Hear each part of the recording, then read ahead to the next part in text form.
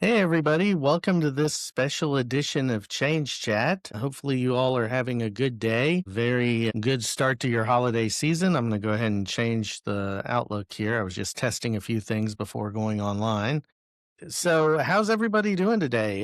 This is, again, the special 2 year anniversary edition.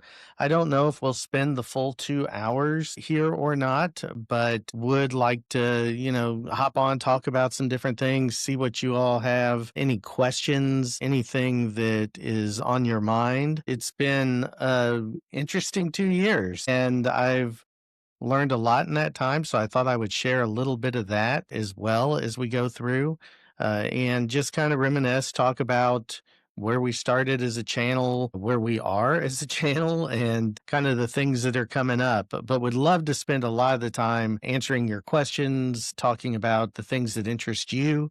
The truth is, when I started this whole endeavor, I expected it to be nothing more than a hobby that I would learn along the way, how to video edit a little bit better.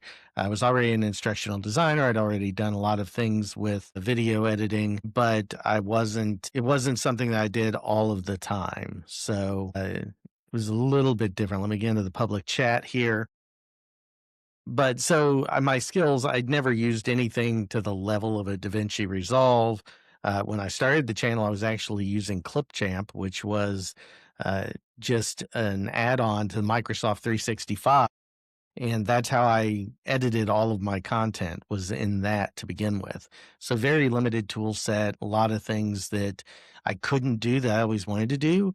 And then as we progressed all throughout, it was a huge learning curve. So I tried Clipchamp, then I went to DaVinci Resolve, and then some other things along the way.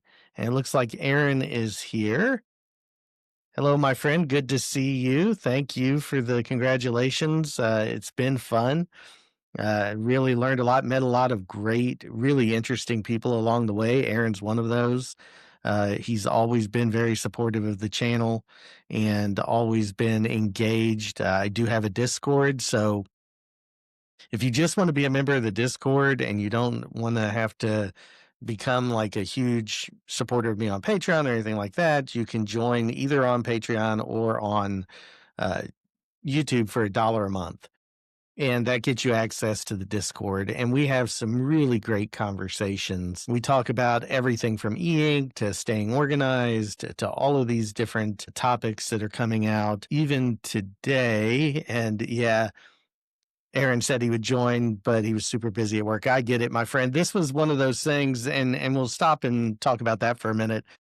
I really struggled on when to have this live stream because this weekend I'm going to be busy. My family, tomorrow's my birthday, and then we're going to it's also the beginning of my vacation today. So, going to have a nice long break from the primary job. And then, of course, I teach part time. I do this YouTube thing part time. So I do a lot of different things, but my primary job as the director for a center of teaching and learning is on hiatus through the end of the year. So I won't officially go back to work until early January.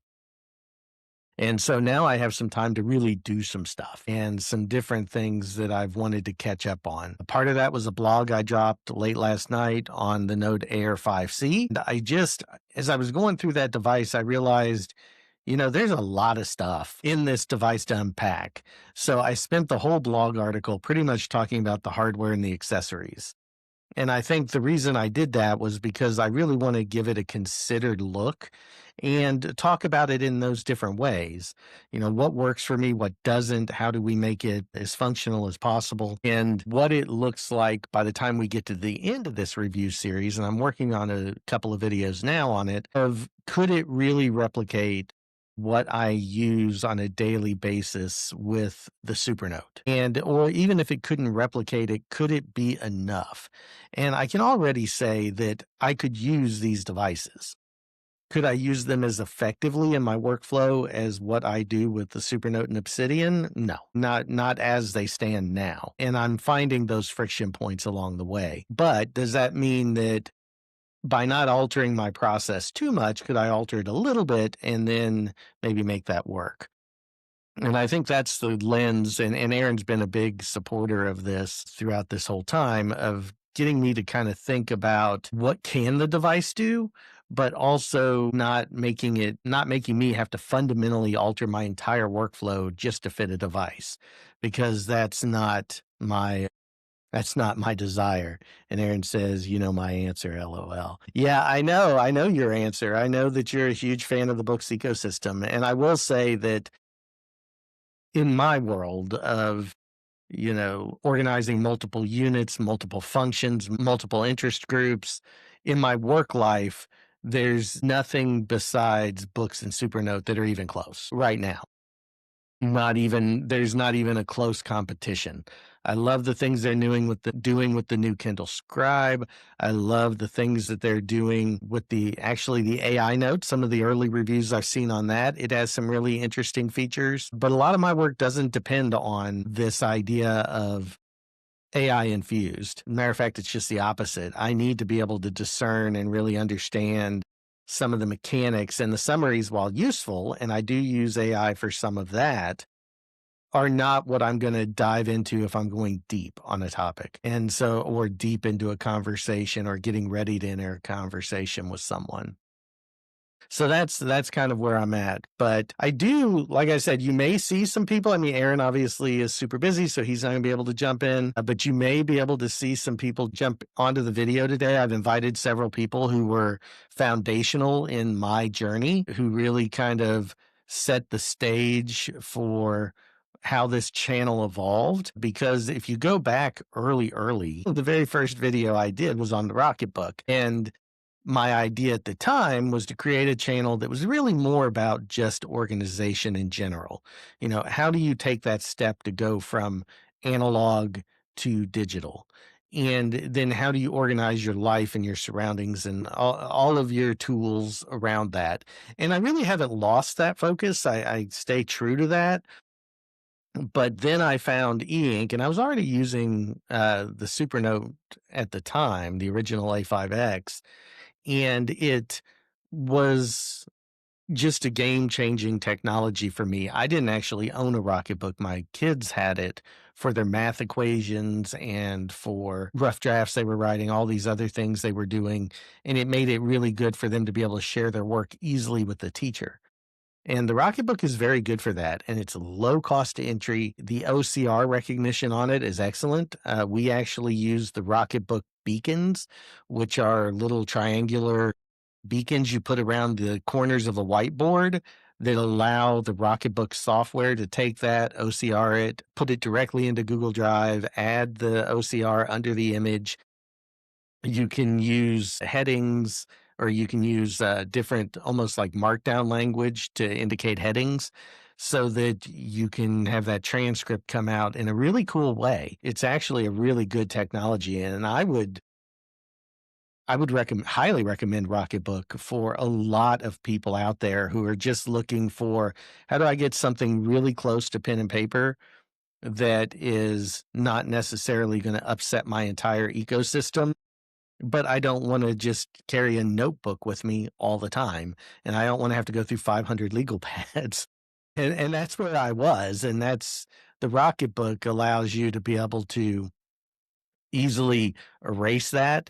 The tactile feel is actually very good on the Rocketbook. It feels probably closer to paper because it is really, really thin, erasable paper than even the e-ink devices in some ways because of the way it works. But yeah, so you may see some people pop in, you may see some different things happening. I did want to pop over real quick because I also gave people the option, and I had somebody take me up on it, and I do appreciate it, of sending in a video if you weren't able to be here personally and you wanted to say something about the 2-year anniversary. And so David, my good friend over at Tablet Tech, put together a really short, concise video, and I'm going to see if I can get that to share. So here is, I'm going to play this out for you just really quick. It's less than a minute. And thanks so much to David for putting this together. Like I said, he's a good friend. He's someone I've met along the way in this journey. And without that, I will let you go ahead and listen to him. Hey Ed, David at Tablet Tech. Hey, congratulations on 2 years. It's a tremendous milestone. Your channel's been a great success. I think I told you that when I was looking to move beyond some of the e-ink tablets that I had, like the Kindle Scribe or the Remarkable 2, and I started to look into things like Supernote, I discovered your channel. It was a tremendous resource. I think I even told you that when I finally decided to order the Supernote Manta, I already knew how to use it because I was watching all of your videos. I mean, they're just tremendously well produced, and you're a great teacher. Ed, just fantastic success on the channel. I really enjoyed not only viewing your videos, but also we've developed a friendship over the different chats of the discords and those types of things, and email. And although we've never met, I value your friendship, and just look forward to more success out of your channel. And once again, just congratulations.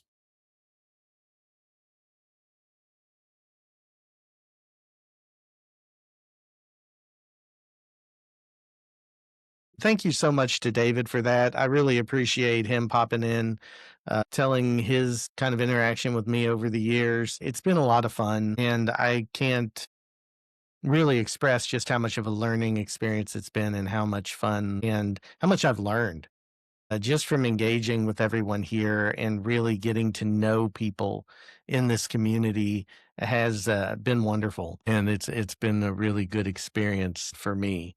But seriously, drop some things down in the chat. Let me know what your thoughts, what your things you've got on your mind as we enter the holiday season. Are there any e-ink devices that you are eyeing? Any things that have you really excited about what's going on in the space? Personally, I saw today the a new beta dropped in Supernote. And although I'm daily driving the books devices right now, including having just finished grading extensively with the Note Max, going back and forth between the Note Air 5C and the Go 10.3, the Supernote changes make a lot of sense. And I think what they're doing is they're kind of priming us for what's going to happen with the calendar. And just to show you that really quickly, let me see, I'm going to actually pull back the device that started it all in a lot of ways with these with the original A5. So let me see if I can get this pulled in. And one thing in the new update that they did, let me see if I can get it so it actually shows here. There we go. One thing that they did that I think was really interesting is they just a small update this time around. It's not one of the bigger updates that they've had, but what they did is really interesting. So they took and they went ahead and allowed, the calendar to be in landscape. So on the A5X, you have to manually do that quickly by going to the drop-down menu and pressing the button. But once you do, now you have your full calendar in landscape. And I think one of the great reasons for that is on the Nomad, we've got so many every. If I grab my Nomad, which I've done here, and pull that up, what you're going to see is that I can now do that. Sorry, the camera's turned around a little bit. What I can do is now I get this really nice layout, and I can expand that canvas a little bit. So if I'm working between the two devices and I want that larger view to be able to interact with my different dates to write on the calendar itself, and I like the way that they've put it over here on the side so that you don't have to worry as much about, how things are looking. But one other thing I did, and I can't really show it because I don't have a ton of notes for this day. Obviously, you can see that it says office, it should say out office, and then vacation. But it used to be that you had to press on this, and when you pressed on it, you would get this. Now what they've done is this is actually scrollable vertically. So the idea being that when you go into this mode, and even in the regular calendar, go back to the other ones. Let's flip it back. So let's go ahead and flip this one back to normal. There it is. And we go in here. So now when we flip that back, even here, you'll see they've got header and the new note used to be kind of in the middle here. And now they're just showing you the notes you have. It used to be this was a split pane, and then you would have new note on one side and refill. You had to press that into the dialog. Now it's going to show you your stuff. And then if I had a fourth thing here, you would actually be able to scroll through. And that's a huge advancement over what it was originally. So we're getting some in the chat here. So let's see. Let's go and pop up. Aaron says that he will be getting a remarkable Paper Pro move or Paper Pro. Sorry, you already have the move. So appreciate that. I think that's going to be. I think you're really going to enjoy it. Obviously, you're a big adopter of the ecosystem with the remarkable Paper Pro move. I think I heard you say that you're going to get a remarkable too. And if you're in that ecosystem as well, I think you're really going to enjoy that. Everything I've heard, especially from my friend Vladimir Kostek, who's done different things, I think you'll enjoy that device a lot. Nina Felhanin, help me if I'm pronouncing that correctly, says, I'm collecting a manta. Let me pop that back up. I'm collecting a manta tomorrow, hoping to up my routing and organization game. Yeah, it's to me the original, which this is the A5X, and this device changed the entire way I think about work. Not in so much as my processes overly changed. I'm a big fan of saying let the process drive, not the tool. And so a lot of the stuff that I had already done, I kept doing. I just moved that digital. What changed was as they added features to this device and now to the Manta and to the Nomad, I started adding things to my workflow, or I started finding efficiencies. And I think that's a big component that's really important as you think about these devices.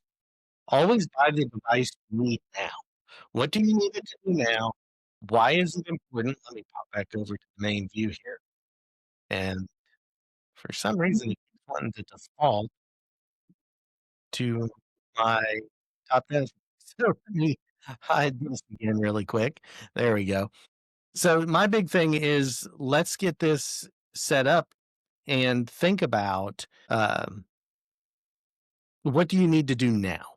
If you go in with that mindset, it's much easier to identify the correct device for you and what device you need, not the device that you think you may need or the device that promises it may do something in the future, because you never know if that's going to happen.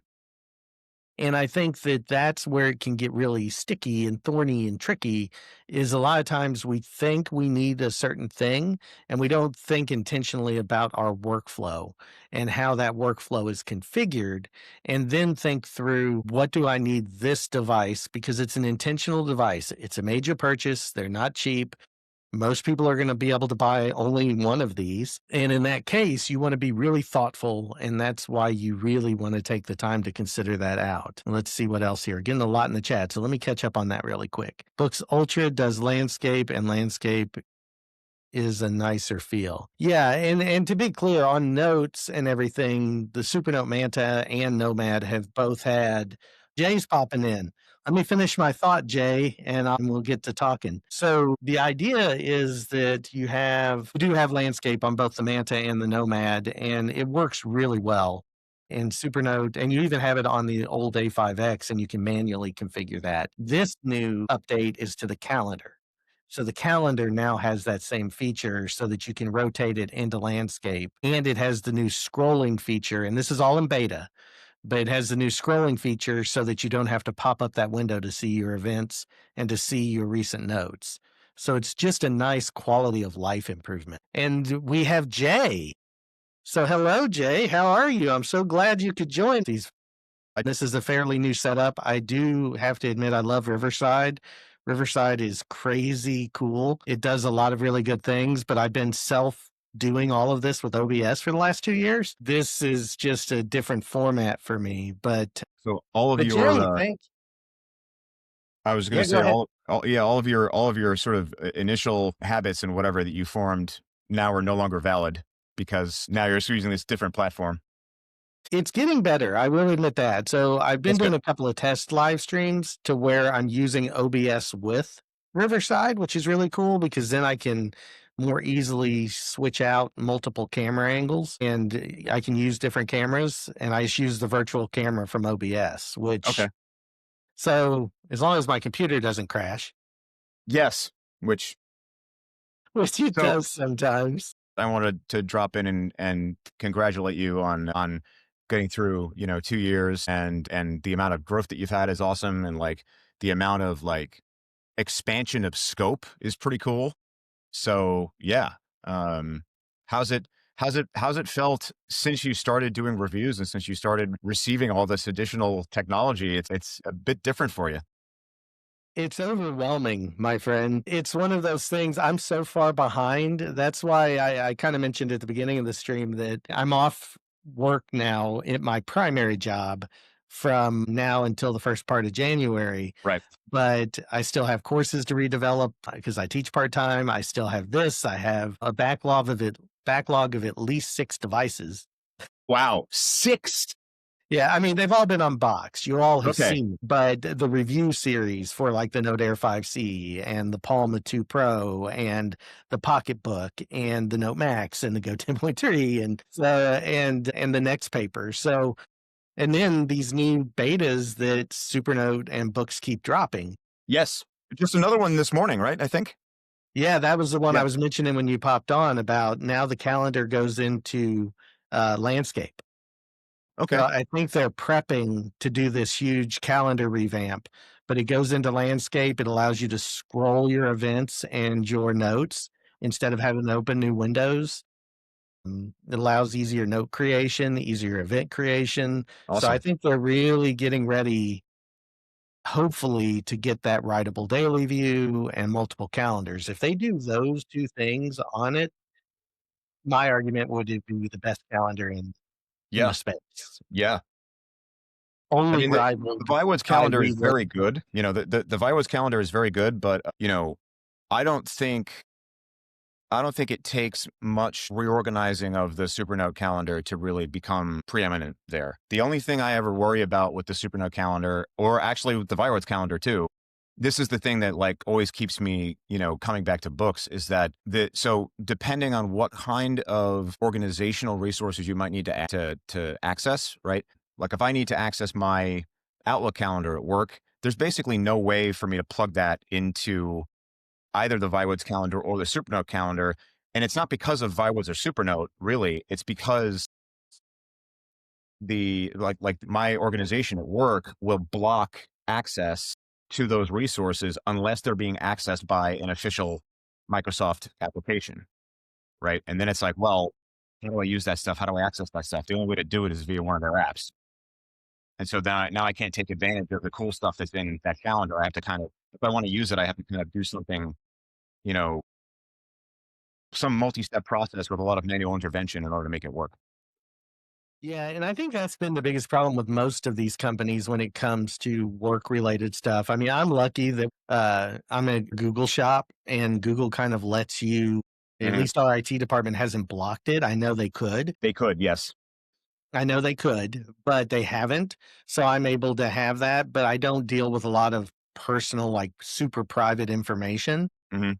The systems that deal with that are locked really tight. Gotcha. Anything that's student information, anything that's all of those types of things are locked down really tight. And one thing you all may not know, for those of you who teach, Canvas will not work on any of these devices, even the Google Play.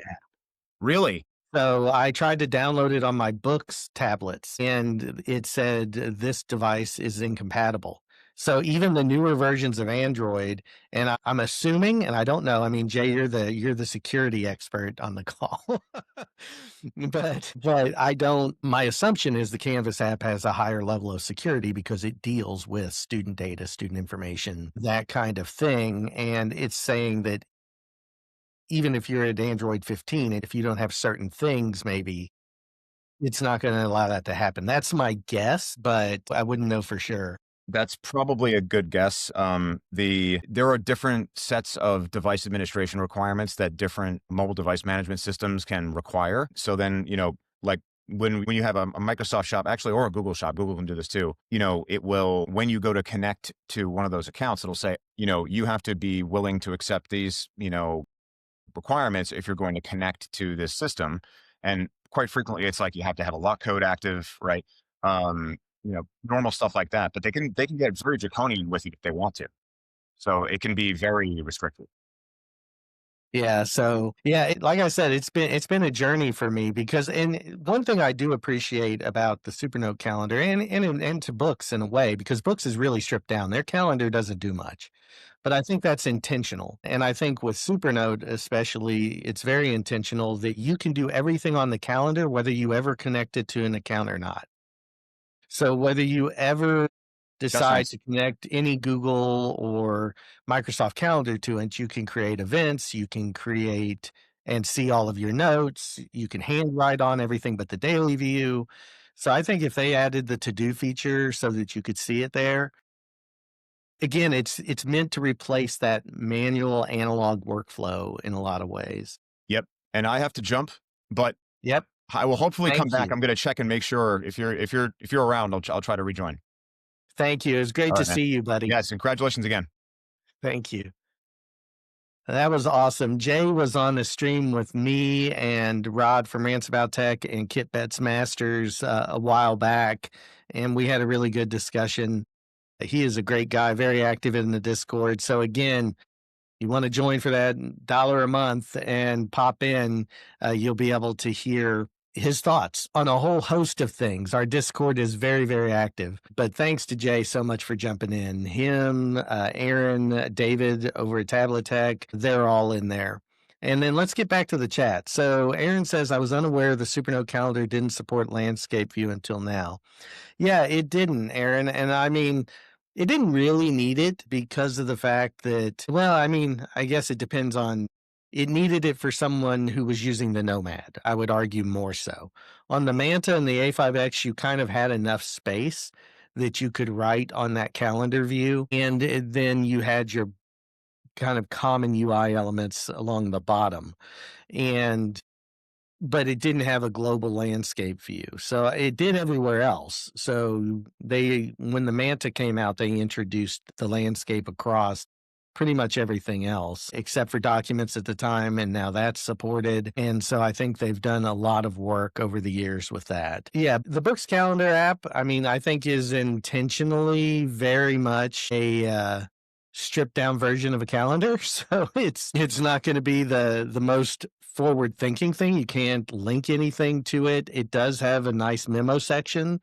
As I've been using it more, I'm getting more acquainted with it. It does show you your reading and your most recent notes. And one thing it does that I wish Supernote would do is allow you to see notes by both creation date and access date. And right now, Supernote only does creation date. So if you revisit a note later, it gives a little bit more friction in how you see that note. You have to remember when you wrote it, when you did it. It's why I still tag everything with a date, so it makes it easier for me to find later. I tend to use my daily organizer on my books, very annual, as it has hyperlink PDF. Yeah, and the PDFs I think are great and they work really well across devices. So if you're using multiple devices, I think the PDF planners are really important and really interesting for if that's in your workflow. I tend to work in a much more disconnected way. So my notes are kind of generated within folders and they're separate. I don't use master notes. I don't have this, I don't even use the Supernote headings like you would traditionally use them. And even with the books outline feature, which I'm testing out extensively now and I like a lot, it's kind of got that same quality to it that it's a nice to have, but I still tend to do one note at a time. So for me, it's about the back end. So I'll have 40 different notes from about the same person, about the same topic. They may be small notebooks. Some of them may be a page long. Some of them may be 10 pages. Some of them may be 5. When I get to the end of the year, which I'll do this year starting in January for 2025, I will then combine all of those notes. One feature Books has that I like a lot is being able to combine notebooks automatically as a whole notebook rather than by page. Supernote, you have to select all pages and then paste those into the other notebook. It's not super arduous, but it's not near as easy as it is on Books to combine notebooks. Once you do that, you get to keep all of your headings, all of your outline features, all of that. So that's a really cool feature on both devices. Now, I did hear Aaron at one point say that you had, what was it? The keywords or the tags, I think Books calls them, do not come over when you merge two different notebooks. In Supernote, they do. And the reason that's important to me is because if I'm searching by keyword, and of course, Supernote also has the real time recognition and you can search your handwriting as well. But if I'm searching by keyword, that allows you to be able to then go ahead and find that even in the new notebooks you've created. So allowing that to travel is really important from my perspective. Aaron also says the Pinstar eNote calendar app is good as well. I've heard that. I've heard it's a good app. And of course, I don't have that device, so I can't comment too much on it, but I've really enjoyed your videos on it. And then here's another one from Aaron. For me, the calendar app will be able to keep up with my Apple or Google Calendar. So I really need calendars to help me track notes on what days I created them. Yeah, and that's what Supernotes does, is it tracks the date of creation. So if you go back to a certain date and you click on that day, you're going to see whatever notes you created that day. It doesn't show what you've read that day, so that's an advantage the Books definitely has there. But one thing that I like and would love for it to do is to also track last access. So for me, if I reuse a same note multiple times for reference, or I'm going into a meeting and I want to have all four of these notes to refer to, then I can open those four notes really quickly. And then when I look in my recent notes, I'll be able to then jump to them almost like a quick access. Now, I can do that using quick access. I can pin those notes and it works really well. But sometimes I don't think about doing that in the day. But if I've gone back and I've reread those three notes or those four notes, to have that automatically populate in the calendar would be really nice. And Aaron says the tags move when you merge on. Oh, they do move. Okay. I had thought for some reason you said that they didn't, and maybe you were talking about a different device. So that's sorry for that misunderstanding. I know the really nice feature on Books is when you export, you get to keep your outline. And so that's pretty cool. Let's see what else we've got here. And if I am missing chat, anybody, please let me know. It's a lot of chat I'm keeping up with right now. They don't travel off tablet with the PDF, only the outline travels. Okay. That may have been my misunderstanding, Aaron, and I appreciate it, the clarification. That's one nice thing about the partner apps with both Remarkable, but especially Supernote in my case, is because I don't need to worry about the PDF version in a lot of cases, because as long as even if you don't use the Supernote cloud and you just use the partner apps, you're able to view anything.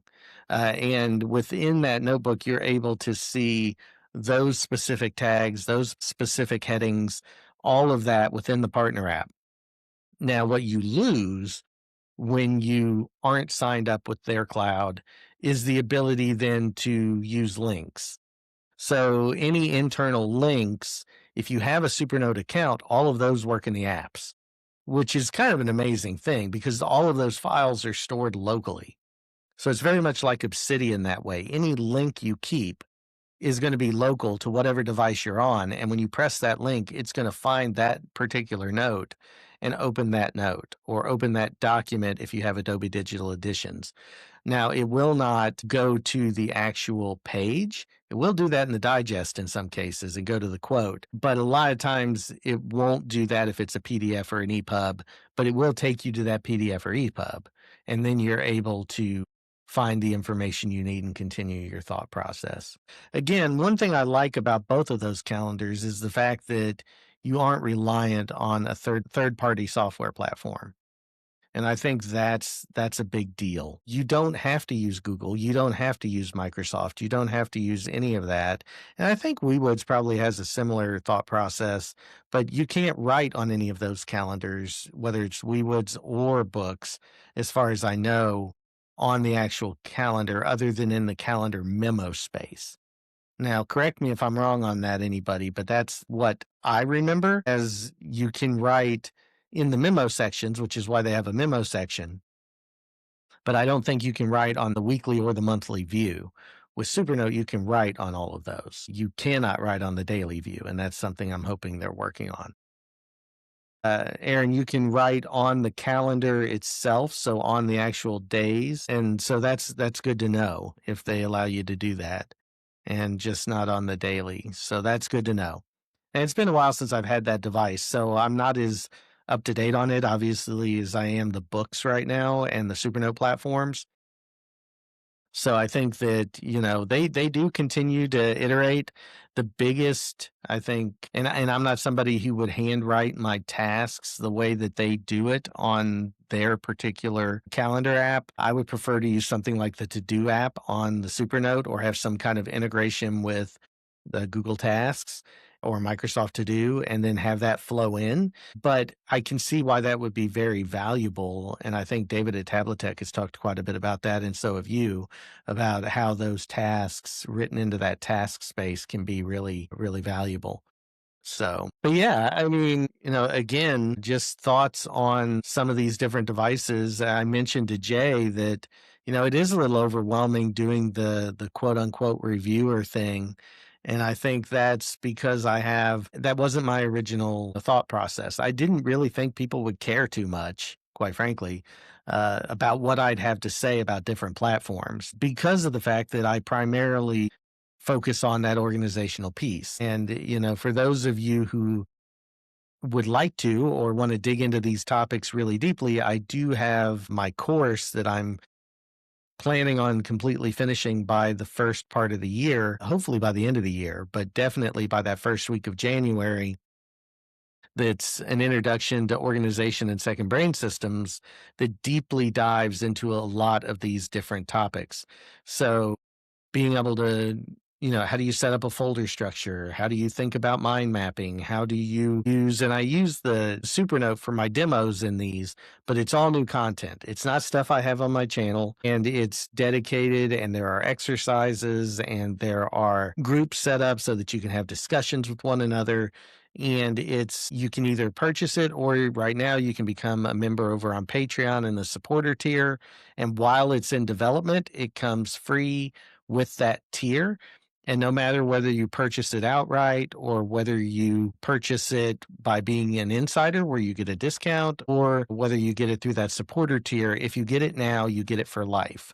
So any updates that come, anything that happens, once it's completely finished, all 9 modules, I'm likely to change up that pricing structure a little bit, just because it is a lot of work. This is a lot of new content, a lot of new videos, a lot of curation of different content creators out there, including talking about other devices. And in the future, I plan to add some additional content materials that will help you, kind of, no matter what device you're using, be able to use this system and this thought process and the way that I organize things.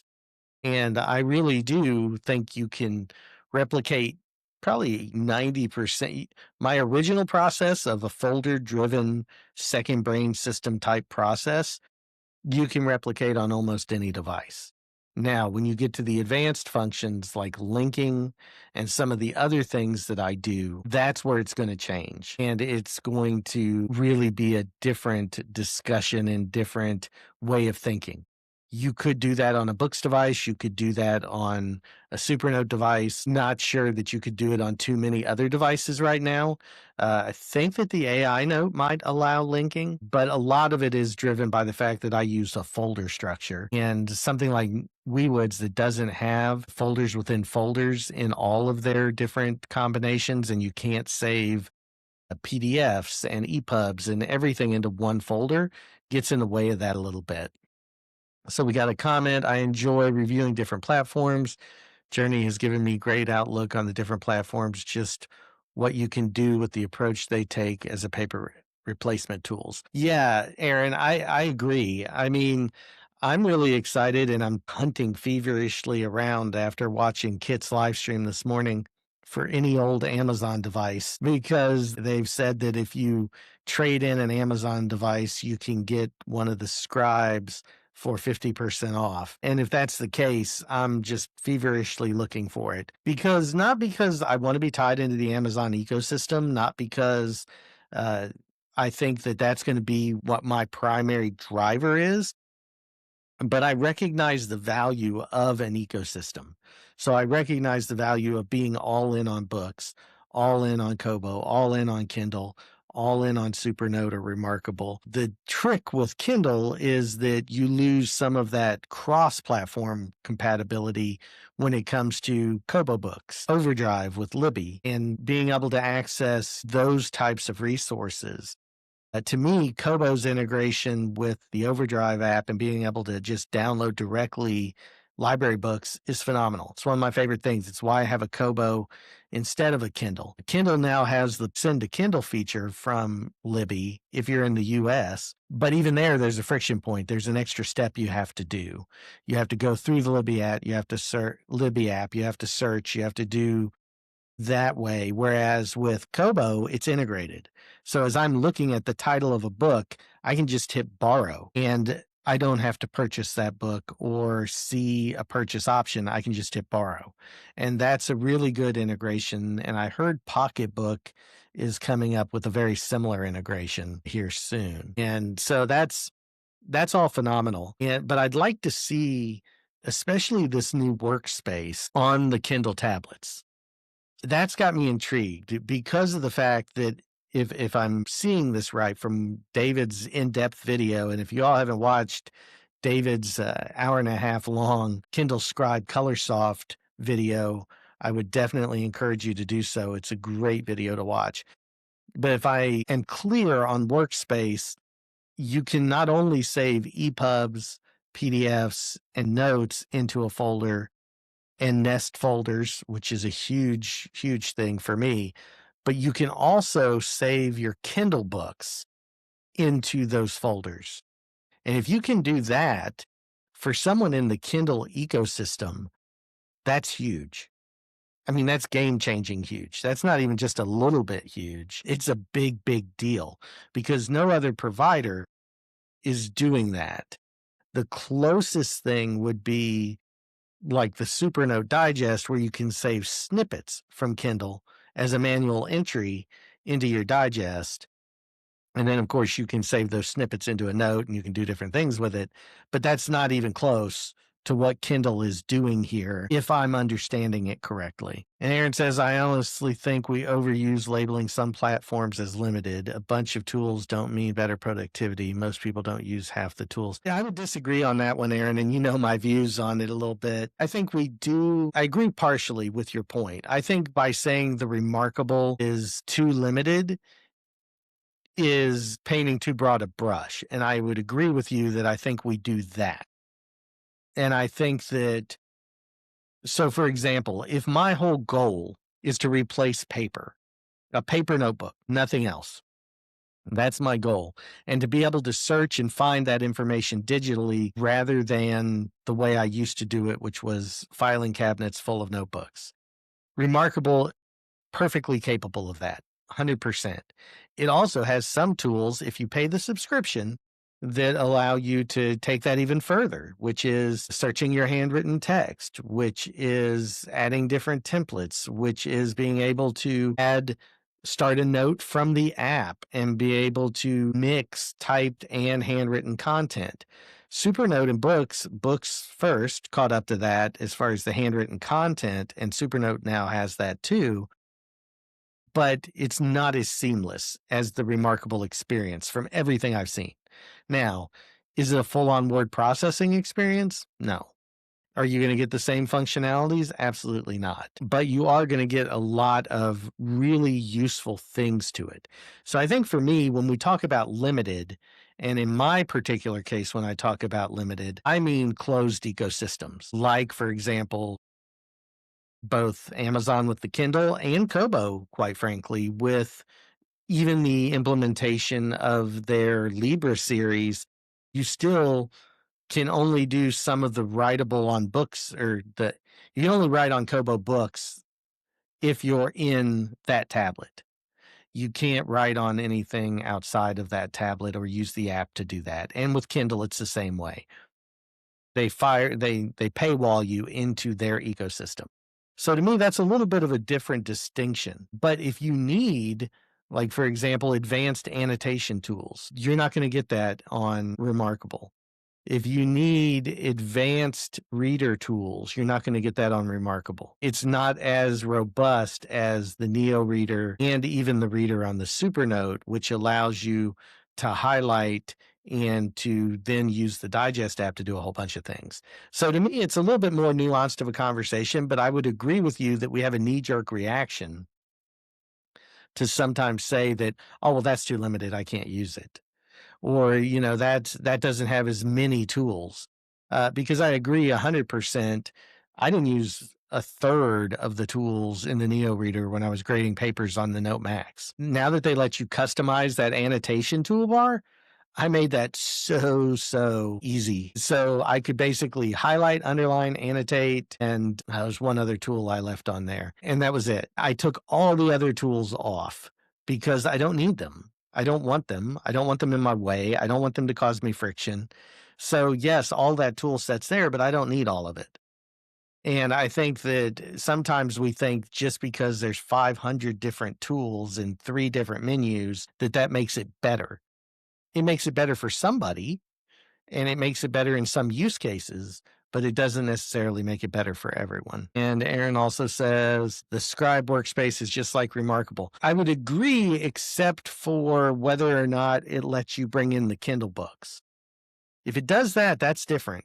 That's substantially different than anything else out there, because quite frankly, the Supernote filing system and Remarkables are almost identical from the fact that they both allow you to have that put anything in a folder. And it doesn't matter where that folder lives, where it exists, where it's at, you can go ahead and do that. So I think that that's a little bit different. And it says Remarkable does the same thing, you just don't have the Kindle app. No, but it doesn't. And that's the thing. The Kindle app, I don't know what you mean by it does the same thing. I'm thinking you mean when it comes to the digest, and we won't go round and round on that, but the digest is a different thing than inserting text into a note. And I think that that's what I've found the most interesting in using the books platform, is being able to link, being able to take notes on a specific book. Okay, Aaron, if you're talking about you can bring in any EPUB or PDF, yeah, any of these platforms will allow you to do that. Although Remarkable, I think, converts it first. But again, the reading experience is very difficult on Remarkable. Even David going through his tutorial on how to do it, you have to get Calibre involved in a lot of cases. There's no digital rights management and being able to read the books natively. So yeah, as far as just a straight EPUB, if I go to Project Gutenberg and I pull that off and I put that on the Remarkable, I can annotate. It doesn't have all the advanced annotation tools that you're going to get on a books platform, but I can do that. So definitely you can, especially if they're digital rights management, or as everybody usually knows it, DRM, free books, you should be in good shape to be able to do that. I mentioned I started with the Rocketbook. I started with the Supernote. I'm still heavily invested in that ecosystem. I'm really enjoying working with the books products and looking for unique use cases, unique ways of using and leveraging their software and what those devices are capable of. I'm enjoying the color technology. It's not my go-to. I prefer black and white on my daily use. But I'm learning more and more about how to maximize that technology for specific things. But, what would you all like to see more of? What are some of the conversations, some of the devices? Are there devices that I'm missing out there that I really should, try to reach out to those companies and see if I can get something to trial? It's not As I've mentioned earlier, this is more of a hobby for me, so it's not going to be something I'm going to dump a ton of extra income into. It right now we're finally to the point where we're almost breaking even. If you consider the equipment it takes to put this on, if you consider the devices, because a lot of those are given to me as review units, it's expensive. The platforms, the softwares, all the things that we're using to do this cost me a certain amount of money. And we've just about now hit the break even point to being able to say that, and none of that includes my time. So none of that includes the hours it takes to do these videos and to have these conversations. But I'm very open and interested in knowing what you may think are uh, the things I should focus on next, or the things I should think about next when it comes to this device, or to where I should go on the channel. So if you all are open to it, some brainstorming around, should I focus more on different tools and aspects of tools? Should I focus more on devices? Should I get back more to basics on organization and talk more about that?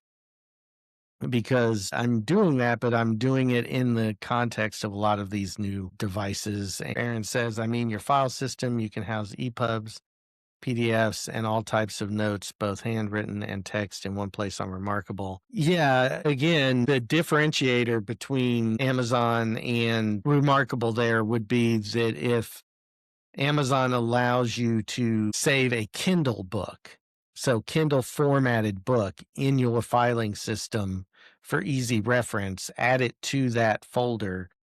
That's completely different than if you were trying to do that on the Remarkable, because you would have to get some sort of DRM free book to be able to do it on EPUB, if that makes sense.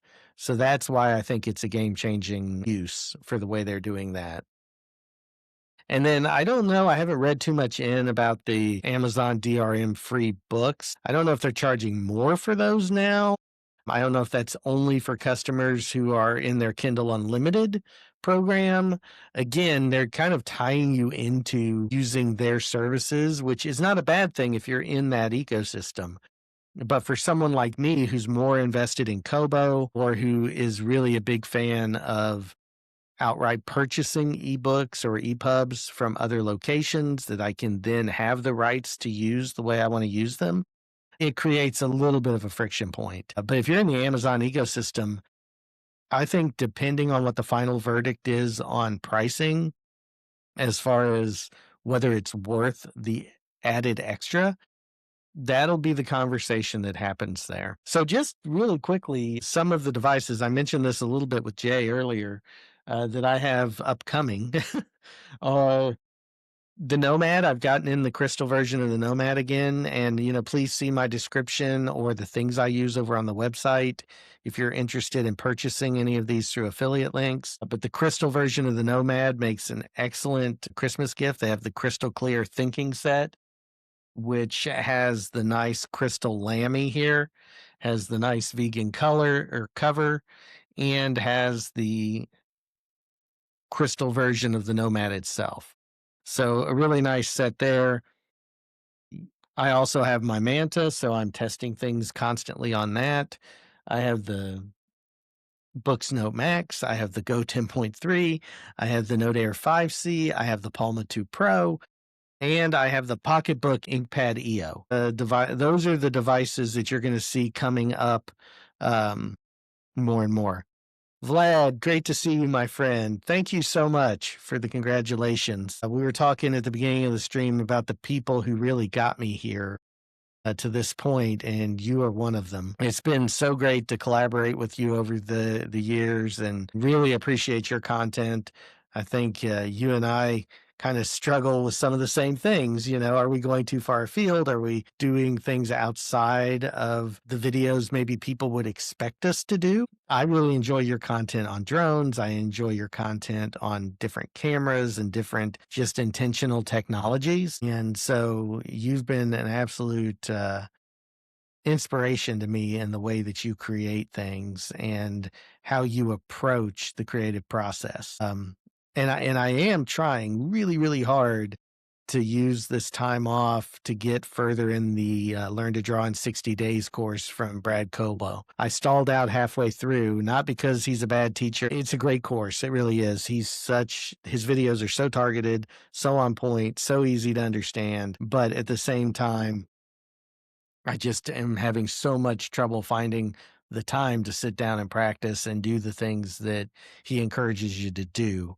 So hopefully within this next little bit, maybe within the next couple of months, I'll get that finished. But I've made huge progress. I mean, I used not to be able to draw anything other than a basic cube and a stick figure. And now I can draw leaves and I can draw furniture and I can understand at least what 1 and 2 point perspective are. And haven't got to draw people yet or any of that, but you've been a big part of kind of encouraging me to expand my horizons and try different things. And I think what's cool about that is that it's been a lot of fun just to learn more about myself, a little more about how I approach different things. And that's just been great.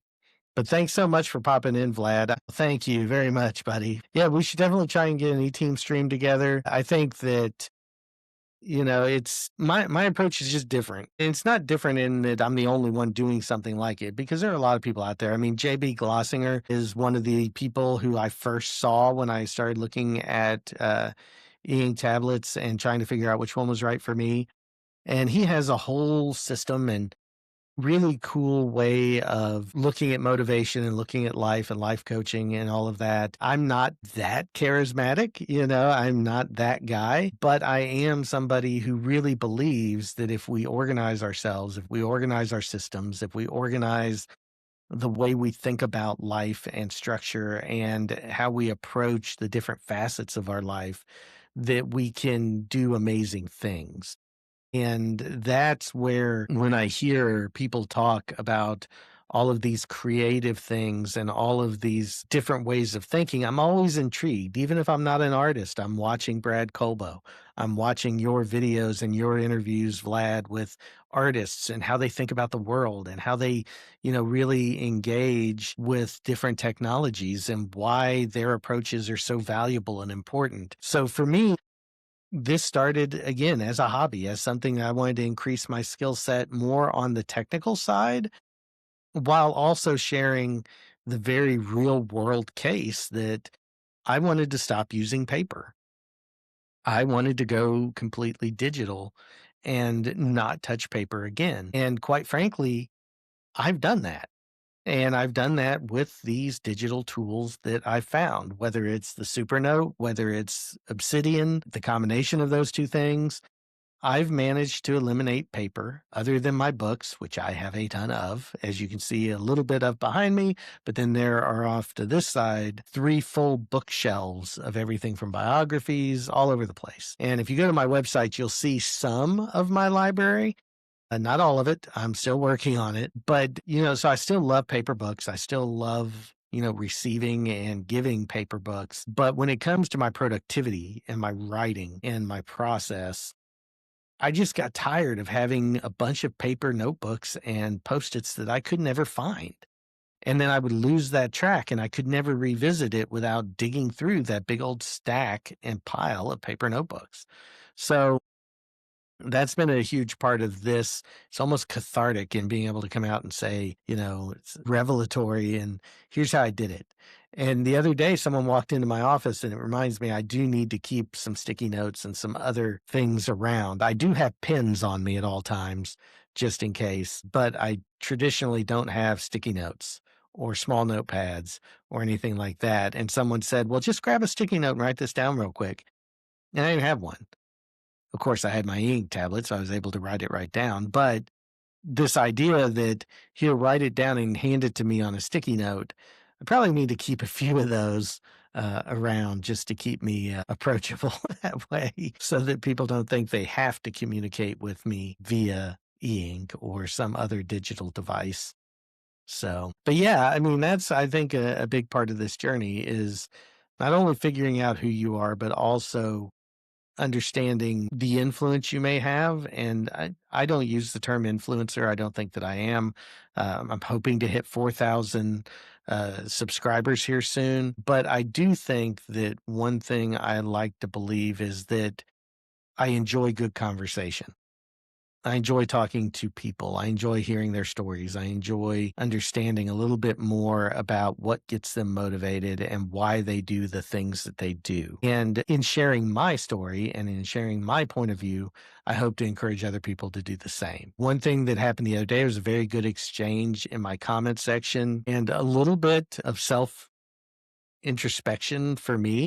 Someone said that they usually watch a couple of minutes of my videos and they feel that I'm not approachable and they feel that I may be coming from kind of a top-down way of talking or thinking, and that bothered me a little in the fact that that's not who I am. Yes, I have gone back to school after 20 years when I first went to college and then left for 20 years, went and had a career, came back, and then went to school and got several advanced degrees. But that whole in between and that whole not knowing what to do as a first generation college student and how to navigate academics has stuck with me.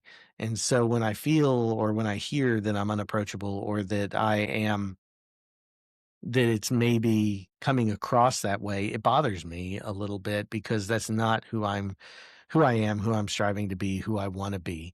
I want to be the person who understands what it's like to struggle all the way through for 20 years. And, even in current day, everything's not hunky dory all the time. And there's not a clear path to success. Most of our paths, most of our lives are just muddy. And I think that we need to understand that, and we need to be able to come to have a conversation with each other.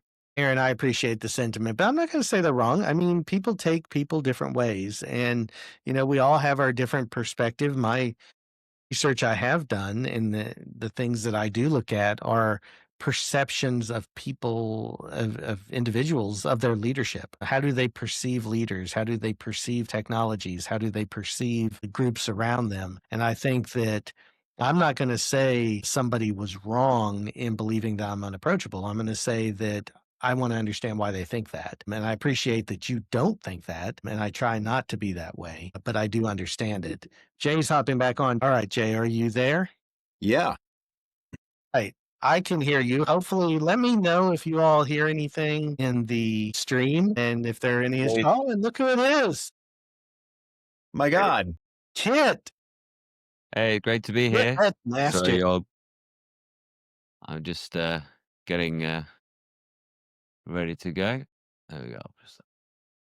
Hey, my friend. It's going good. This is a surprise. I mean, I know I sent everybody links, but it's a surprise to me on who's been able to show up. And it's been a great conversation so far. We've Yeah, talked catch about me up. everything. Well, we've just talked about, how I started and, this idea that I was in a room with no lighting and, one camera and I moved it and stacked it on books and all that. I didn't mention that in the intro, but that's part of that initial struggle. But it started with the Rocketbook. Then it went to the Supernote, and now I have 6 devices that I'm backlogged on trying to get reviews done. And so it's That sounds been a familiar. journey. Yeah. Yeah, it kind of Kid, I snowballs, blame doesn't it? you. Kit gets just like so many like random things too sometimes. I'm always kind of Yeah, like, I don't know about like that. I'm at this point with that where I'm like, I really, really enjoy it as well, but I also, it's just like too much. And somebody said, Peter McKinnon said, like, judge somebody, and I think it's probably somebody else has said this before, like, judge somebody by the work he says no to rather than like the work he says yes to. I feel like I have to be a little bit more picky at times. Not that, I don't really enjoy it. Like I've been reviewing this, like this is a Z Flip, like projector thing. I saw that. It's like 400 quid. And that's part of my review is like, it's a bit too much really, but it's a fun thing. For me, I'm like such a tech enthusiast and I think it's always been there really. Although like I was a teacher, I think this kind of like being a reviewer has always kind of been, being someone who just is quite discerning and likes playing with things, likes learning, thinks in that kind of evaluative comparative way. Today I've been preparing for this comparison tonight, which I hope I'll see you guys later on, the Manta and the Note Air 5C. Yeah. And it's just like, Yeah. actually, you know, thinking about the things, it's obviously not straightforward at all, but it's fascinating. It's interesting, isn't it? And I just find, yeah, I think it's kind of naturally just kind of happened. And also, like, you only get one life, but you can have many different careers, I think. We're lucky. Do you know, like, it was a quote in my, I remember a careers lesson. This is, I wasn't expecting to talk about this, in like year 8, which is like when you're maybe 13, when I was at school. And I remember there was a quote from Bill Clinton in this careers lesson that said, you know, the young person today can expect to have 30 different careers or something like that in their lifetime, you know, or so, it was some number. Whereas, you know, when our parents grew up, it was that they would expect to have one career, you know, they'd go into whatever their parents did probably, and that would be the expectation. You'd stay in that track for the rest of your life. But it's nice to kind of think to yourself that you can build this kind of portfolio of experiences and things you can do and skills. And every 5 years, I almost get this itch to do something completely different, learn some new things. And I feel like that's where I'm at the minute. I'm just in one of them shifts, and I love what I'm doing, but I also love changing it and finding out new things. And I love seeing the way it's changing as well. When I started, yeah, it was Voya and JB were the only people reviewing e-ink, really, and good e-reader. And they, you know, seeing them do it was just like, wow, these guys are cool. You know, these guys are, this tech's interesting. And yeah, I wanted to know more. And I think that just when I got one, I was like, naturally, I was going to make a review of it. And then it was, you know, just because I wanted to contribute. I wanted to contribute more to this kind of like group that were discussing and comparing and interested in these things. And then, yeah, 5 years later, it's like I'm doing top 10s and I can't fit them all in, and like, you know, there's too much here. Oh, are we live? Yeah, we're Yeah, live. dude. Hello, everyone. A warm, yeah. I thought it was a recording, so pop that question back up again. No, I'm sorry. I thought you knew, buddy. No, can I see all the other We questions as got, well? While I'm we got, this one. we got Kit Yeah, I hope to see you Unscripted. later. Good to Yeah, see you you. Yeah. should. I Oh, I don't know see if there's a you all chat. can see the chat or not, but you should be Yeah, able I can to. see. I've just found it now. I think public chat. Yeah. There Yeah. we go. So it's yeah, I mean, Kit, this has been so much fun. And I jokingly say it's your fault that I'm reviewing stuff now, because, you know, it's well documented that you've been a huge influence and a good friend over the years with me. And, you know, when I had I think it was less than 500 subscribers when I was on your live stream. And it Oh, all wow. started because somebody in your chat said, "Have you seen this video?" Yeah. That's why I And remember then it you well. Yeah. said we should, Yeah, and I had you seen should it, come on and and we should talk. yeah, that's it. Yeah, yes, I did. Yes, I remember that well. Yeah, no, and I'm glad that I did. Yeah, and you've been with me, Jay, haven't you, on Yeah. lives before, and it's With been even good fun. fewer subscribers. Yeah. Yeah, but you know those numbers don't matter so much, do they? This is your 2nd year anniversary, and many congratulations on that. I'm glad you're really still enjoying yourself, and you've already stuck it out for longer than most people do. Yeah, well done, buddy. Yeah. Well, yeah, you're already further along by sticking out for 2 years. You're already much further along than most people are. Most people who start YouTube channels, they start it for, you know, a few weeks, and they find that, you know, they're expecting their 3rd video by then to go massive bananas, and it just doesn't. What happens is steadily you grow and grow and grow, and yeah, you get occasional spikes, but steadily those spikes get even higher and everything like this. And I was reflecting yesterday. I went to my local primary school where I help out. I'm a governor volunteer there. And I gave a little talk to their oldest kids in the primary school. So these are like 10, 11-year-olds. And they'd asked me, can you talk about AI, how you use AI in your work? The head teacher had asked me to cover this. And they said, do you want me to talk about being AI, using it as a teacher or as a YouTuber? And they were like, YouTuber, talk to us about being a YouTuber. It's That's great. brilliant, right? But I remember That's awesome.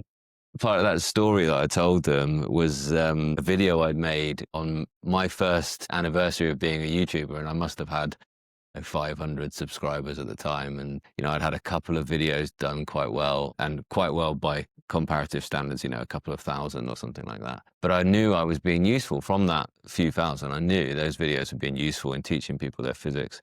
But we made this video, and my channel was called Gorilla Physics at the time, and I'd made it with my little group, my little tutor group, my sort of, I don't know, home group, do you call them maybe in your schools? But they that they sang happy birthday to my YouTube channel, and I just put in some clips of all the things that I'd done, and it was like 1 year. And now I'm thinking like, I kind of wish I'd done that every year, had a bit of a celebration. And last year I did 10. You did 10, right? Yeah. Well, earlier this year, wasn't it? It was, but then that was a really nice moment just to reflect with everyone and do a live stream and just sort of think about that kind of journey. And that's made me think, 5 years, these kind of 5-year cycles that I mentioned earlier. Yeah. Do your students like know about your e-ink channel? Do they ever, any of them watch it? I think a lot of them still presume that I talk about physics. So it's kind of like telling, is like, oh, I watched your physics videos. I mean, because all my physics videos are still up there. And I think most of the other teachers at my school probably presume that it's still an education channel. Just because, you kind of, in everyone's eyes at school, you are a teacher. That's all you do is teach. Yeah. Only interested, you're a physics teacher. They don't realize that I'm much more of a arts student than a physics person, which I think has been great in allowing me to do this creative stuff. But yeah, they pigeonhole you in their mind. You are a certain way. You probably find that like, and actually that's probably an asset. Like actually to think about your YouTube channel, it's probably good if people think of you as the guy that does. Yeah. And they know what they're going to get. You're the guy, you're the guy that loves the Supernote. Yeah, you're the guy that's got very technical comparisons. You're the guy that does the AI side of working with the ink. Having that kind of identity on YouTube is actually very useful. But you also, like, for me at least, I kind of can't help but kind of push Vlad. Yes. I love this. I'm in the presence of greatness over here. What is? Yeah, I love it. Hey, Vlad. I'll finish my thought. Oh, he's going. I'll finish my thought about So I was being pigeonholed, and like I think it is useful to be known as the kind of this type of person. I think I kind of feel like I want to kind of push out of that a little bit and expand from that. But actually, it's very useful. Almost like the way the algorithm works. It needs to know who your videos are for, and if you go too far out of that box, I think there's scope to do that, but like if you do that, if you just chuck spaghetti at the wall forever, eventually none of it will stick. It's not. It's just the randomness is not great for the computer that governs who sees what. Vlad, how are you? Vlad, Can you guys hear me now? Yes, we can. Yes. Okay, great. Yeah, sorry. I don't know. My audio was off when I joined, but yeah, thanks for having me, Ed. I was just waiting to get off a meeting here to join and congratulate you. well, thank you so much. This is like so awesome just to have you all pop in and say hi. It's great. I started Yeah. with Hi, Jay. Hey, Kit. Hey, buddy. What's up, man? Welcome How back, many Kit. years have you been doing this, Vlad? Yeah, really. I guess that depends on like seriously or like as a hobby. Seriously, probably the past 2 years, but I had my channel since 2017. Oh, wow. So what are the earliest? I'm going to go back on your channel now and look for your earliest, as you say, hobby videos. I'm going there. Wireless headphones. Oh, yeah? Okay. Yeah. I think The that's, Bragi Dash, it was like the world's first wireless headphone. And then I think I did a comparison of like the Bose and the Sonys at the time. Mm-hmm. Please don't click on it. It's awful quality. Yeah. Okay. I shot on a GoPro. I love it. Do you know they got rid of quality. sort by oldest button once? Did they really? Yeah, YouTube, they literally removed the sort by oldest, and everyone was Oh. like, why? Yeah. We love being able to click oldest. It's like the Yeah, what most was fun your thing. first The video? terrible videos. Sorry. What was mine? And what was your first video? Mine were all about Physics related? physics ones, yeah. Yeah. I mean, my first actual video was on my my other channel, my sort of very much a personal channel. And I did make I had somebody at school, like he was the head of media studies at school, and he was a teacher, so I was already a teacher. And he said, make videos because they're a cool way to like, you show them to your class, and they're a nice way to start a lesson, you know, make fun videos. So I made a video, and he was called Mr. Woodcock, and he didn't realize what he was getting into. So I made a video called Astronaut Woodcock, where he had to play this astronaut that went to the moon, and it was like, I was teaching about space. So it was this terrible video, but yeah, that actually, I really enjoyed that. So I started making videos just, you know, kind of for fun. And yeah, you can go and see some, you know, my other channel is quite random. Yeah. It's funny, Kit, you talked about sticking with it. And I think the reason that I stuck with it and have for 2 years is because it's still a hobby. Yeah, that's what I was going to say. And I mean, Yeah. it's starting to feel a little more like work Uh, because of some of the metrics and some of the things that you're asked, but it still doesn't fully feel like work and not a hobby yet. And I think if I get to that point, I have a serious decision to make on whether or not you keep going. Because once it becomes like work and I already have a full-time job, I already have another part-time job teaching, and, you know, do I then figure out a way to make this worth the time and effort it takes to go to that next level? And, you know, that's why your story is kind of cool to me, because you started as a full-time physics teacher and then eventually started to find that balance between the two things. And so for me, it's kind of, I've stuck with it because I enjoy it. If I ever get to the point I don't enjoy it, I think then it's going to be a harder conversation with myself as to should I keep this going or not. So I haven't felt the friction of like that disappointment, because when I got 10 views in 10 days, I didn't really care because I did something that I'd never done before, and I was just excited about doing it. My first video was completely unrelated to any of this. It was, so I think you guys, well, two of you, I may have talked to Vlad about this before, but so I have been living in a 26-foot Airstream trailer that I've been remodeling for the past like 5 years. And I'm like just about ready to be done with that. But like one of the reasons why is because things about RVs are often very weird. And so like I was having problems with the refrigerator because of a problem that RV fridges, like everything else, are very strange. They don't use compressors. There's a whole thing. It's very strange. Anyway, I was trying to see if I could find a way to add more airflow into the compartment where the refrigerator, theoretically at least, does its heat exchange, because I couldn't get the thing to cool down. So I did this like Rube Goldberg assortment of fans attached to the door of the inside of the refrigerator compartment, so that it would blow air out and like circulate it through. And I did a recording of basically turning that on for the first time and being like, worse to the effect of like, oh my God, I can do 12-volt, electronics now. Because I'd never tried anything like that before. And yeah, it's kind of crazy. Actually, everything like ever since 2020, honestly, like COVID made me much more comfortable with a lot of DIY stuff that I just never, I would always kind of like internally dismissed as like, I'm not going to be able to do that. Right. And like, I guess there was like there's a change in motivations at some point somehow. And that's how I started doing that. And honestly, like it is how I kind of evolved from like doing stuff. Like I had a Remarkable 2 for a while. And, when I first tried it, I was like amazed by it. Right. I was like, oh, this is really cool.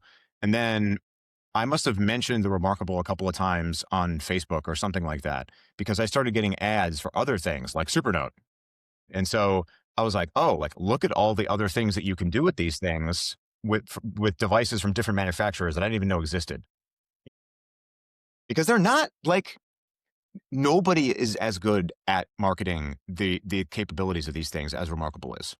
Nobody, bar none. The only reason I got those Supernote ads on Facebook is because I had talked about something else e-ink related, right? And otherwise, nobody would know, I feel like. And the same goes for book stuff. The same goes certainly for Viwood stuff. And so like, but I got into the more advanced things like Supernote books, etc., because I had this idea sort of brewing in the back of my head. Wow, think about all the things that could be possible that in terms of like organizing ourselves and like doing more with data coming from the notes that we take every day, right? And how can we get there? What platforms can we use to figure out how to do that? So yeah, I guess in a very, very distant way, the refrigerator video is linked to what I'm doing with my channel now, but it's very distant. So Yeah. So See, Ed, I think what was your I'd favorite go. piece of tech you reviewed this year? Who was that to? To you, Ed. Oh, to me. Okay. Well, that's hard because I'm not done yet. And this is before you joined, There's a Vlad. backlog. So we've had, because I have 6 that I'm like working on the reviews of right now. So I believe it or not, just a gut reaction. The Quirky Writer is probably my favorite niche weird thing because it makes me feel like I'm typing on an old school typewriter, and I love that feel. Now, that's not going to be my favorite overall tech thing, probably, but I love it. I got the 10th anniversary edition. Mark Kelly did the unboxing of it. I caught the bug. I backed it on Kickstarter. I got the number pad with it and the wrist rest. I just love the thing. I don't know if you all saw that, No, I haven't seen it. I'm looking up. but here's what it looks like. All right. Get it held up here. Oh yeah, I think you Well, showed me on our last live stream. yeah. That thing's cool. So it's nice. You Kit would probably love this thing. It's a mechanical with cherry switches. It's not cheap by any stretch, but they have several different models, so that it's not just this 10th anniversary one. But it's been one of the most unique things I think that I've reviewed this year. Believe it or not, the Note Max for what I use it for is one of my favorite things. The problem is I'm finding that's the only thing I use it for so far. So as I do the review, I only use it to grade papers. But that's I perfect. don't use it for anything else. And so I think that makes that hard to say it's my favorite, even though it's my most excited, is that size of a device. Of course, I wanted Supernote to do it, and they didn't do it. So I got the Note Max, and I was like super stoked. But then I realized, do I really want to take notes on this thing? Because it's so big. Do I want to do, all of the things that I can more easily accomplish on a 10.3 or a Note Air 5C or something else? But yeah, I would say that, that's kind of some of where my head's at. The most exciting feature this year was the Supernote Digest, hands down. I did an hour and a half almost video on it, which I've never done. I get it. A recorded video that long. Yeah. It's very cool. It's if somebody were to ask me like what's the killer feature, killer app of the Supernote platform, I think the digest feature kind of runs away with it, honestly. It's very, very cool. What about you, Jay and Kit? Would you guys like the most this year? This might be somewhat controversial, and if I have a feeling if Rod sees this, he's going to scoff at me, but the more I use it, honestly, the more I kind of fall in love with the Palma 2 Pro. Yeah. I had been wanting something that was, hand holdable in space for a really long time. I was afraid that the pen functionality on this was going to be as bad as it was in the Go 7. And it's extremely not. Yeah, it's good. It's not quite as good as EMR. I think I feel comfortable saying it's like approaching EMR. It's not quite there. And there are little quirks in the way that I write sometimes that it doesn't quite pick up on correctly, and I have to maybe like alter my handwriting a little bit so that it looks the way I want it to. And Jay, you don't have a Move, do you? No. Okay. Yeah. So you like the size of it? I like the size of it. I know I couldn't quite fit a Move in my pocket. And if I have to, I can fit both this and my phone in my pocket. Right. So like that's almost like not even a contest. Yeah. It's funny. I was going to say the Palma 2 Pro as well. Oh, wow. Okay. Yeah. It's just been, I don't know. I think it took me a while when the Palma came out. You see my first video on it. I'm like, why isn't this a phone? Why hasn't this got 4G? Like, just why? Why would you why? Well, so I was on a Reddit. Someone posted on Reddit the other day. They were asking for like a recommendation of a small black and white e-ink note taker, and it was crazy because my only 2 recommendations were the Palma 2 Pro and the Move, but neither of those are black and white. There's nothing really that exists that size, I don't think, just for black and white. Someone was saying like an old like 6.8 Mobiscribe but I don't think that's even that pocketable, you know? This is so, unfortunately, Vlad just stepped on one of my personal landmines. So I'm going to rant for like 3 minutes. Sorry.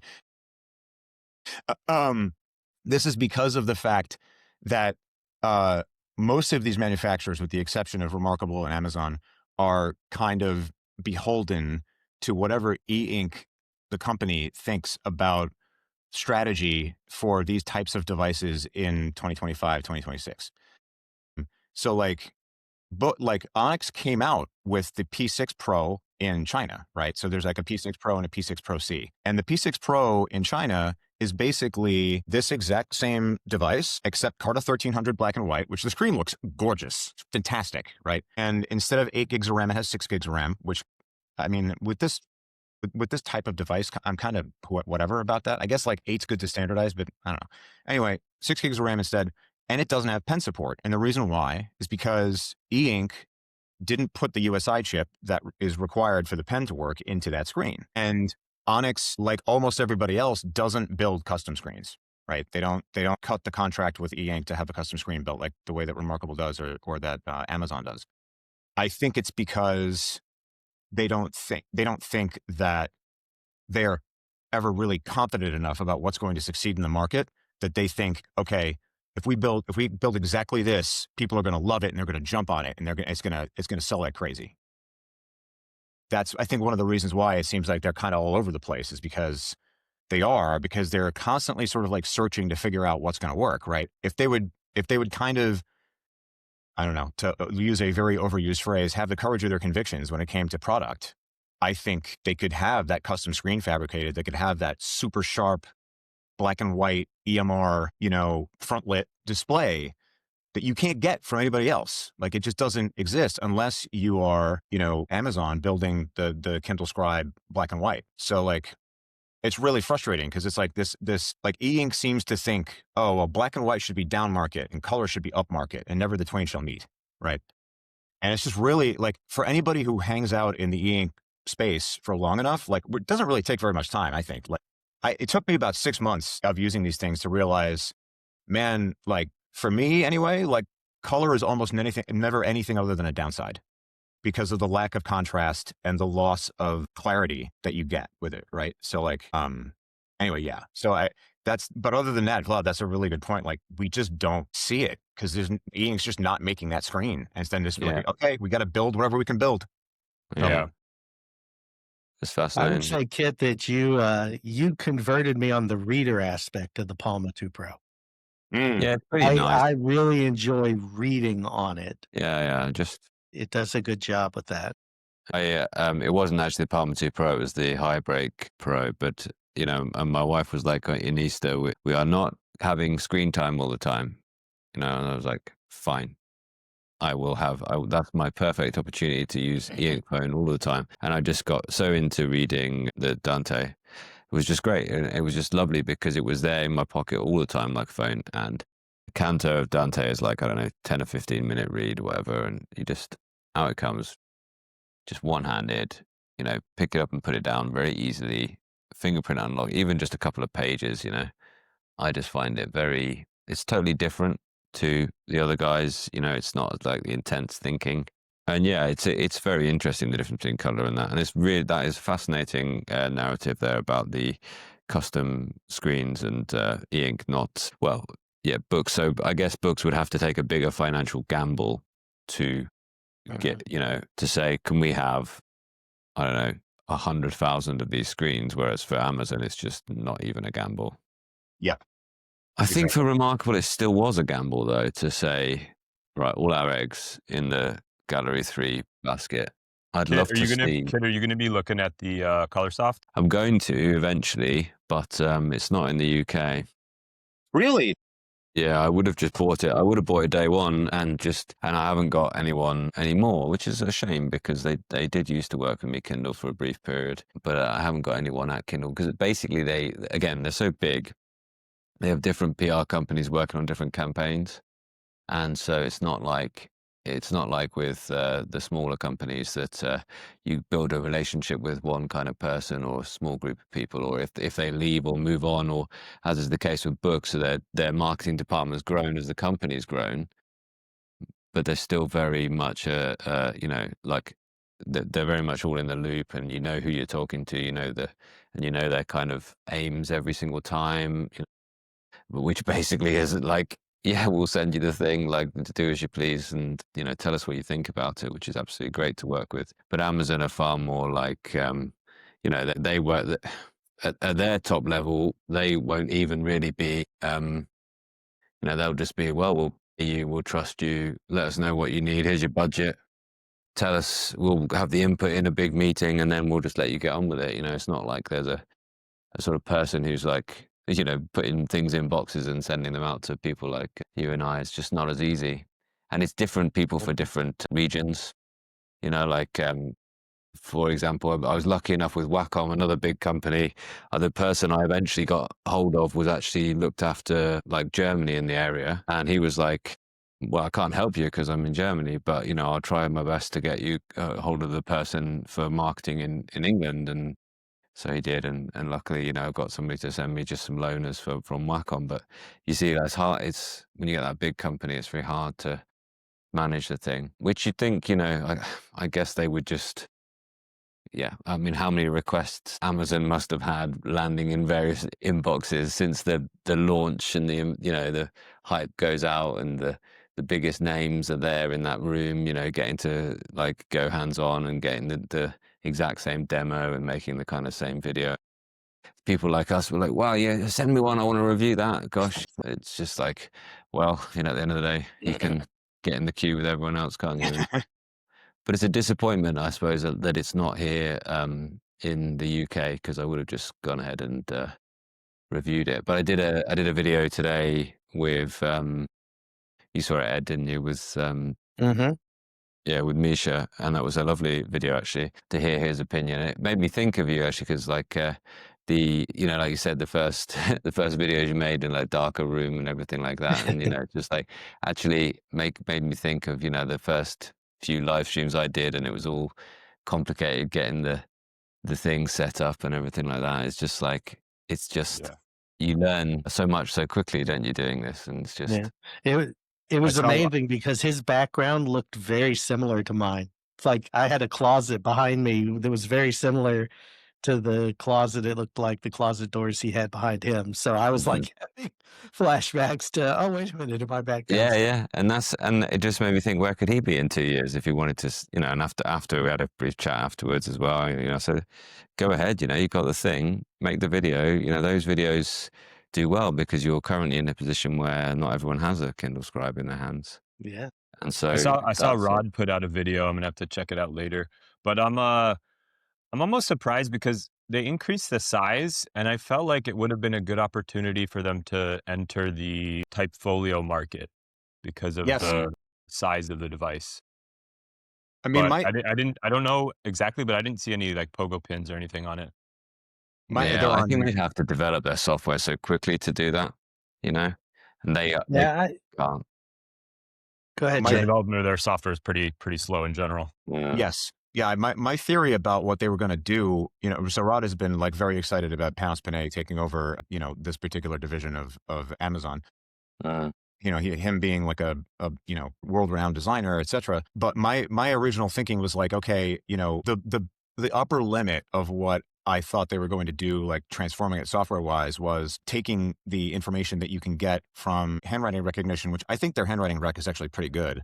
And, it's at least as good as Onyx's, maybe better. And going and taking that and then having a way of putting that note info into the Amazon Workspace stuff that they've had around kind of maintaining for years, but haven't really done anything with. And I was like, well, if you're going to do something from like a creation perspective, you're going to do something from like a productivity perspective, it would make sense for you to be able to take the stuff, the insights that you can get out of the Amazon AI and the Amazon transcription and stuff like that, put that into Amazon Workspace. And now you've got something that's actually like really functionally useful. And it dovetails with their cloud strategy of like, well, we want everything in AWS. Okay, fine. So that's how you do it, right? But they didn't do that. I mean, the changes to the software are extremely minimal. And I'm just kind of left scratching my head. Like, yes, this screen is gorgeous. Like, you know, number one, nothing's perfect. E-ink's not perfect. And there's no manual refresh feature on the screen. Like, what are we doing? Yeah, I would say two things really. One, I like the workspace idea, especially if you can save Kindle books to it. Yes. Which is what it appears you can do from what David showed. So if you can save PDFs, EPUBs, Kindle books, notes, all of that in one folder, from an organizational perspective, that's massive. It's huge because Kindle and Supernote allow you to save things cross into folders, but not Kindle books. So if you're in the Kindle ecosystem, it's one of the best integrations I've ever seen of being able to organize within that folder.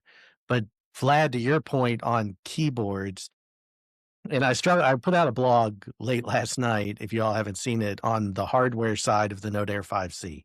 So as I'm making these videos, and I struggle with the keyboard case because I don't dislike it, and I was getting used to the size of it, even though it's smaller.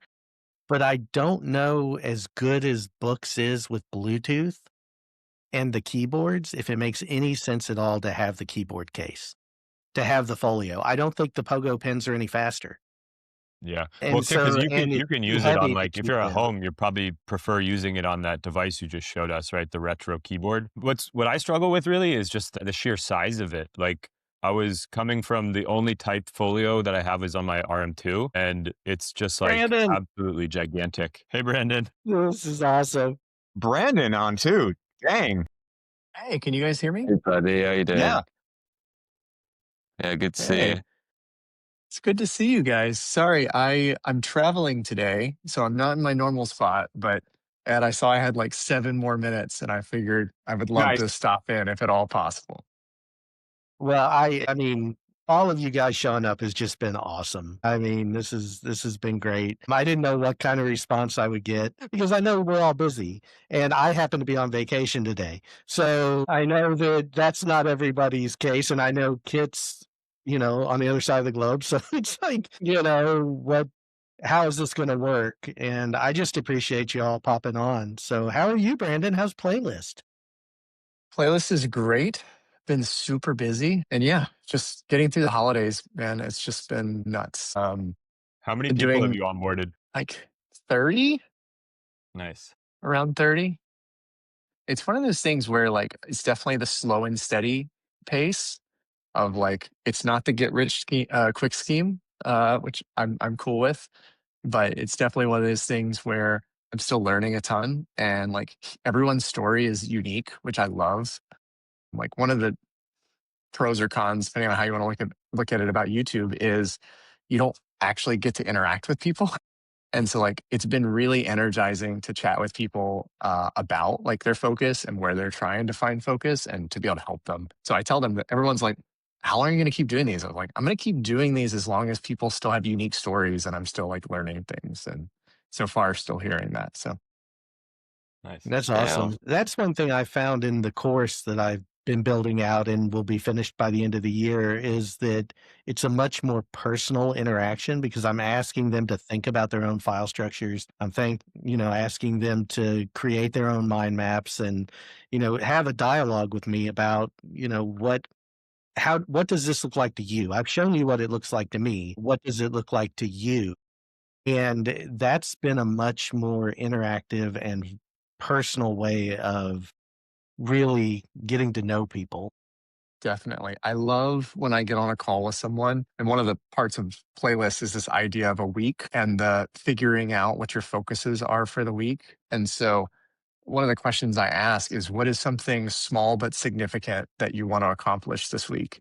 And I love just that moment of pause where someone thinks about that in those terms, because it's not how we often like think about that. Like, what is something small but significant that's completely within your control that is an indicator of like you showing up and making progress?